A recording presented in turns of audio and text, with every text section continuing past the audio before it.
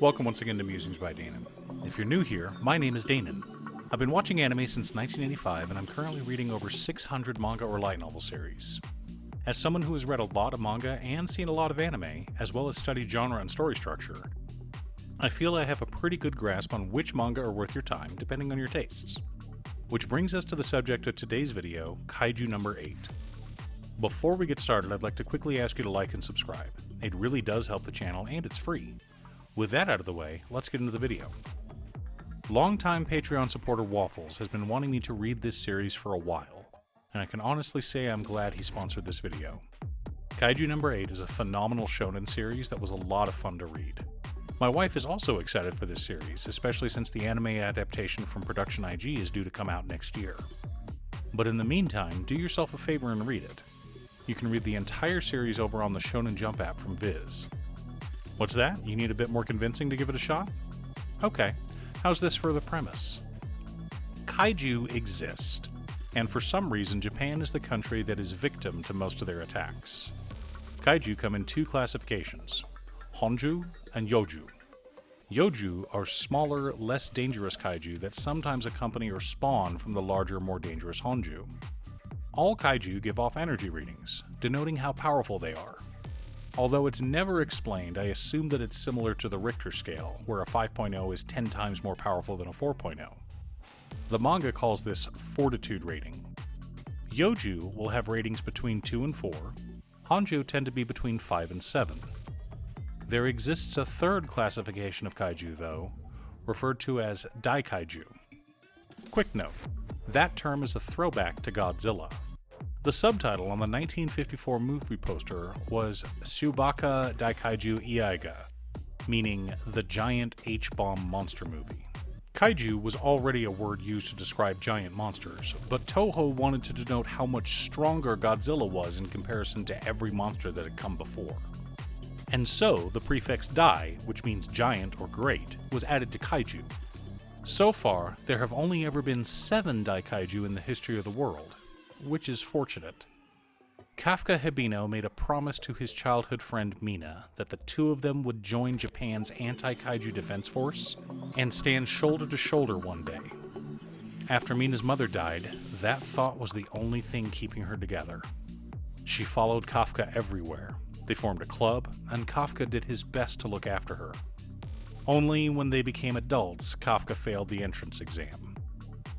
Mina went on to become the captain of the 3rd Division, a role model for women everywhere capable of destroying kaiju with her incredible sniper skills. While Kafka, on the other hand, is part of the Kaiju cleanup squad. Now 32, he has all but given up on his dreams of ever becoming an officer in the anti-kaiju defense force. Instead, he spends his days cutting apart dead kaiju, clearing away their corpses so that construction crews can begin their rebuilding efforts. One day, a new person joins their crew, but he's hell-bent on joining the anti-kaiju defense force, no matter what Kafka says. And though their relationship gets off to a rocky start, newcomer Rino Ichikawa soon warms up to Kafka. One night, while working late, the two of them are attacked by a kaiju. Kafka tries to convince Rino to run. After all, this kid has a bright future ahead of him and one day wants to join the anti-kaiju defense force. Meanwhile, he's a 32-year-old unmarried man past his prime. Of course, Rino rushes back to save Kafka, and just as they're about to die, who should save them but Captain Mina, Kafka's childhood friend. While resting in the hospital, Rino suggests to Kafka that he go ahead and apply. After all, they raised the age that you could apply to the anti-kaiju defense force to 33, what with Japan's birth rate issues. Kafka agrees. He's tired of the path his life is going down, and wants to achieve his childhood promise to stand side by side with Mina and hunt kaiju. Just then, a kaiju flies into his mouth, and before he knows what's going on, Kafka becomes a kaiju himself. And so begins Kaiju number 8. At its core, this is a series about chasing dreams, using the gifts given to you to their fullest, and embracing your strengths.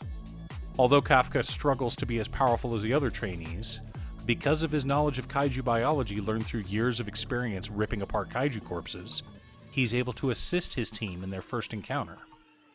Okay, quick note on the dissecting of kaiju. First of all, kaiju are huge and made of tough materials. The smallest kaiju are the size of a truck.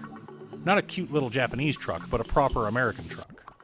The easiest way to remove a corpse is to cut it into pieces and then haul it off. But kaiju remains are special. In fact, the reason the Anti-Kaiju Defense Force is able to fight kaiju at all is by creating weapons and armor made from the dead kaiju.